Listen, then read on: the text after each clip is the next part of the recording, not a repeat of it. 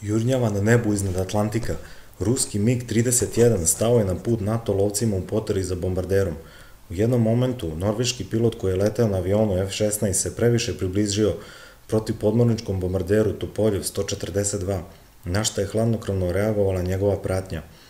Ruske vazdušno-kosmičke snage su realizovale jedan duži obilazak vazdušnog prostora oko severne ledene kape, u kome su učestvovala dva protivpodmornička bombardera Tupoljev 142, jedan vazdušni avio-tanker Iljušin 78 i presretači MiG-31 koji su bili lovačka zaštita ove grupe. U jednom momentu norveški pilot koji je leteo na avionu F-16 se previše približio protivpodmorničkom bombarderu Tupoljev 142, na šta je hladnokrvno reagovala njegova pratnja. Glavno usmerenje ruske vazduhoplovne grupe je bio let iznad severnog ledenog i Atlantskog okeana. Njegova ukupna dužina iznosila gotovo 10.000 km, što nije ostalo neprimećeno od strane vojski NATO-a koje su se nalazile na tom prostoru.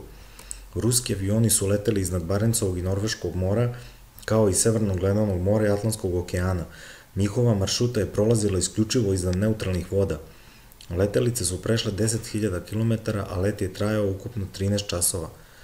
Na različitim delovima etape ovu grupu su pratili vazduhoplovne snage NATO-a. U tom smislu angažovano nekoliko tipova lovačkih aparata kao što su Eurofighter Typhoon F-16AM, ali i lovci pete generacije F-35 Lightning II. Na video materijalu se može videti kako je pilot lovca presretača MiG-31 reagovao kada se njegov norveški kolega u avionu F-16 previše približio bombarderu Tupoljev 142. On je uleteo u međuprostor između dva aviona i na taj način onemogućio Uljaza da se još više približi letelici. Ruski lovac je tom prilikom nosio 4 rakete velikog dometa R-33. Radi se o projektilima klase vazduh-vazduh. Raketa R-33 je namenjena za obaranje vazdušnih ciljeva na daljinama na više od 150 km, koji se kreću brzinom i do 3000 km na čas. Njeno navođenje je kombinovano. U većem delu putanja raketa se navodi inercijalnim putem, a u završnoj etapi leta celu operaciju upravljanja raketom preuzima aktivna radarska glava za samonavođenje, koja zahvata cilj. Verovatnoća pogotka jednom raketom na maksimalnom dometu iznosi 65%. Prilikom njene primene uobičajeno se upotrebljavaju dve rakete koje se simultano lansiraju na isti cilj. Tada je verovatnoća uništenja gotovo 100%.